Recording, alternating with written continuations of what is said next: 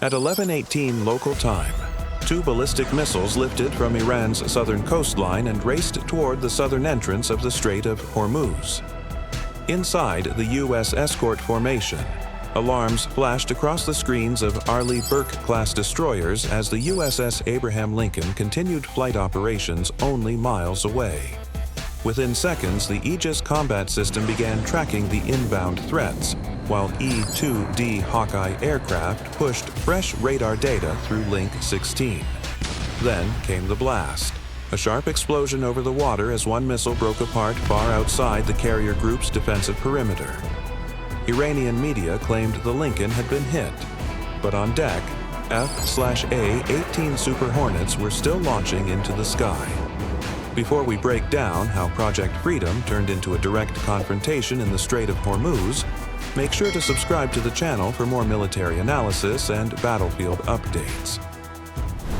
At 9:27 local time in the northern Arabian Sea, just south of the Strait of Hormuz, the first U.S. escorted merchant convoy began moving into formation. The operation was no longer a briefing room concept. It was active on the water. The lead protection screen formed around Arleigh Burke-class guided missile destroyers, with the USS Abraham Lincoln positioned as the air power center behind the movement. Above the convoy, surveillance aircraft watched the coastline. Farther out, unmanned platforms pushed live data into the network. Around them, nearly 14,800 U.S. service members, more than 104 land and sea-based aircraft, and multiple naval assets were tied into one mission: keep commercial shipping moving through the world's most sensitive energy corridor. But the most important movement that morning was not only military. It was commercial. Tankers that had been waiting outside the approach lanes for days began adjusting their positions. Some moved forward by only 3 or 4 nautical miles. Others slowed to less than 9 knots, waiting for insurance clearance before entering the corridor. Shipping firms were not reacting to speeches anymore. They were reacting to destroyers, radar coverage, and convoy spacing. That mattered. Because if ships refused to move, the blockade did not need to fire a missile to succeed. The pressure would already be working. At that moment, there was no explosion, no missile launch, no direct engagement. But every radar screen was active, every aircraft was part of the same picture, and every ship in the formation understood that Project Freedom had crossed from policy into reality. At 10:06 local time, the first explosion came from the coastline near Jask, not from the convoy lane itself. It was small, but it was enough to change the entire rhythm of the operation. A bright flash appeared close to a secondary radar support site, followed by a short column of smoke rising above the coastal road network. No U.S. ship was hit. No merchant vessel changed course immediately. But within 38 seconds, the signal was inside the American surveillance picture.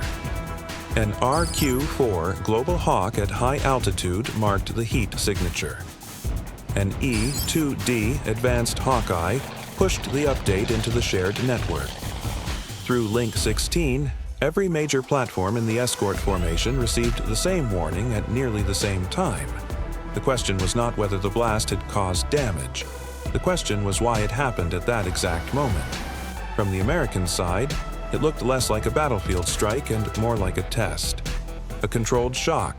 A way to see how fast the convoy reacted, which sensors moved first, and how quickly the destroyers shifted posture. Inside the formation, the Arleigh Burke-class destroyers did not fire, but their defensive systems moved higher in readiness. The convoy spacing tightened by almost 600 yards, and several commercial ships reduced speed below 8 knots. If you're watching this unfold, remember this point. Small explosions can create big decisions at sea. And if you want more clear military breakdowns like this, make sure to subscribe to the channel, because this was only the first signal. Less than an hour later, the real launch appeared on the radar screens. At 11:18 local time, the real launch appeared. 2 ballistic missiles lifted from Iran's southern coastline and climbed fast above the Gulf of Oman approach. Within 12 seconds, The first track was detected by the outer surveillance layer. Within 21 seconds, the second track was inside the shared American battlespace picture. On the screens of the Arleigh Burke-class destroyers, the contacts were marked as high-speed inbound threats. The convoy was still moving. The commercial ships were still inside the escort corridor, and the USS Abraham Lincoln was still generating aircraft from its flight deck. The response was immediate. The Aegis combat system began calculating intercept windows before the missiles reached their peak trajectory. SM-6 missiles were assigned to the outer defensive ring. SM-2 coverage was prepared for the mid-layer. The Phalanx CIWS remained as the last mechanical shield if anything broke through. But the missile paths told a different story. They were dangerous enough to trigger the entire defensive architecture, but not precise enough to threaten the carrier directly. One missile broke apart far outside the main perimeter.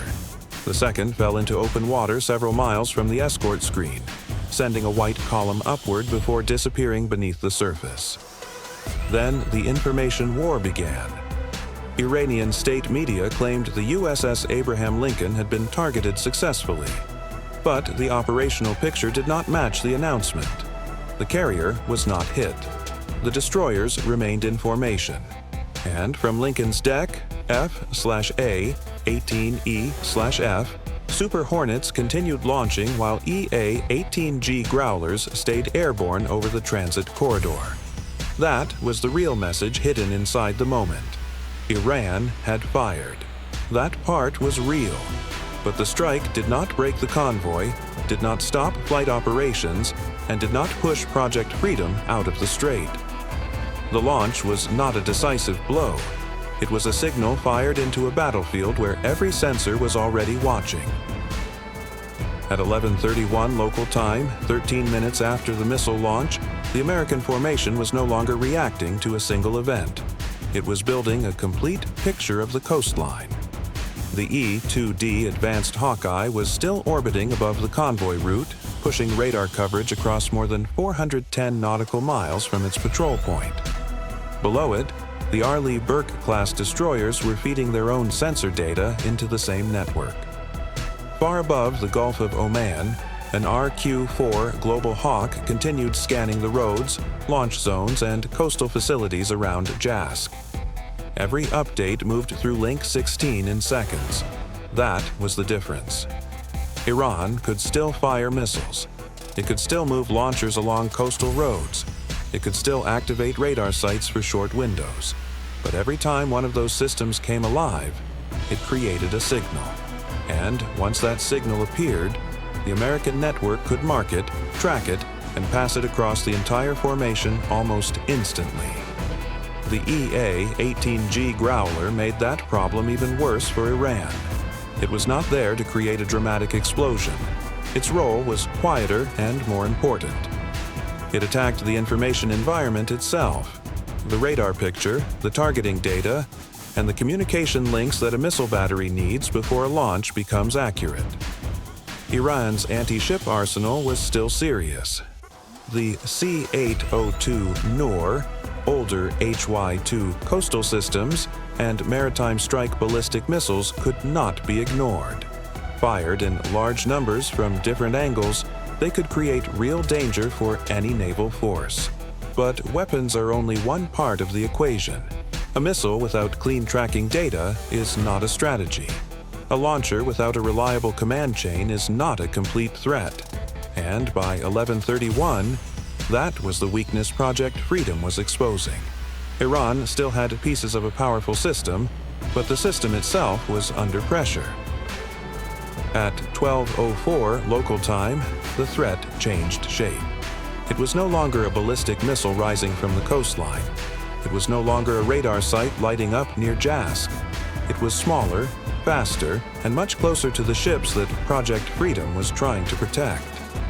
Several IRGC fast attack craft began moving near the northern side of the convoy lane. They did not rush directly toward the U.S. destroyers. That would have been too obvious. Instead, they moved between civilian traffic, using merchant ships, tankers, and coastal clutter to complicate the radar picture. Some of the boats matched the profile of Condor-class vessels. Others were consistent with Paycop-class fast boats. At full speed, they could move at roughly 42 to 58 knots, fast enough to close distance quickly in a narrow waterway. Within minutes, the closest group had shifted from more than 11 nautical miles away to less than 6 nautical miles from the outer escort route. That was the danger. A ballistic missile creates a clear track. It has speed, altitude, direction, and a calculated impact zone. A fast boat inside crowded waters creates a different problem. It forces commanders to ask harder questions. Is it watching? Is it harassing? Is it trying to provoke a response? Or is it preparing to attack? Those questions cannot always be answered by radar alone. Inside the Strait of Hormuz, commercial vessels were still moving. Some were carrying fuel. Some carried containers. Others were waiting at reduced speed, barely holding position while the convoy pushed forward. In that environment, every decision had to be measured. A wrong identification could create a crisis. A slow response could invite one. That is why A-10 Thunderbolt II aircraft and AH-64 Apache helicopters mattered. They were not there for dramatic long-range strikes. They were there for close observation, tracking, and controlled response. At lower altitude and slower speed, they could identify small craft, follow their movement, and separate a real threat from a vessel trying to create confusion. By 1217, the fast boats had not opened fire, but they had already achieved something important. They had forced the escort formation to divide attention between the coastline, the air picture, the merchant convoy, and the water immediately around it. And that was the real pressure point. Iran's missile launch made headlines. But these small boats created the kind of danger that can escalate in seconds. One sharp turn. One warning ignored. One weapon raised at the wrong time. That is all it takes in a crowded strait where every ship is armed, every radar is active, and every commander knows the world is watching. At 1322 local time, while the convoy was still moving through the southern approach of the Strait of Hormuz, Iran issued a new warning. The blockade had to end within 29 days, or the strait would become what Iranian officials called a dangerous zone for American warships. The message was written like a military threat, but the timing made it look like something else, a political deadline wrapped in battlefield language. By that hour, the situation was already clear. Iran had fired ballistic missiles.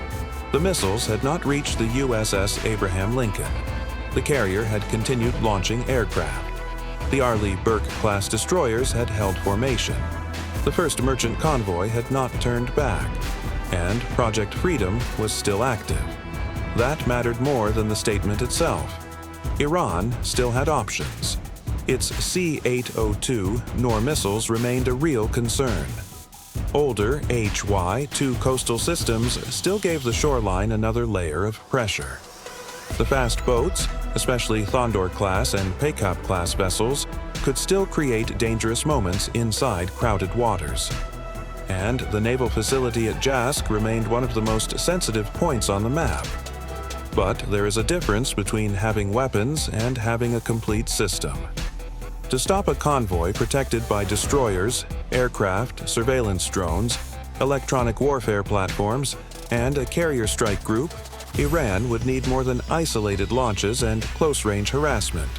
It would need accurate tracking, stable command links, coordinated timing, and the ability to sustain pressure for days, not just minutes. That is where the deadline becomes important. A 29-day ultimatum sounds strong on television, but in reality, it also reveals pressure. A side that believes it can control the battlefield does not always need to announce a countdown. A countdown is often used when time itself becomes part of the negotiation. In my view, Iran's missile launch was not proof that it had gained the upper hand. It was proof that Tehran needed the world to see that it could still act. The strike was a signal. The fast boats were pressure. The warning was leverage. But Project Freedom sent its own message. The United States was not waiting for permission to reopen the route. And that is what makes this moment so dangerous. Neither side wants to appear weak. Neither side wants to retreat first. But inside the Strait of Hormuz, pride is not just political. It is operational. Every radar contact, every small boat movement, every aircraft launch, and every warning call can push the situation closer to a mistake. So now the real question is this: is Iran preparing for a larger confrontation, or is this a high-risk attempt to force negotiations? And if you were commanding the convoy, what would worry you more? The coastal missiles near Jask, or the fast boats moving through civilian traffic?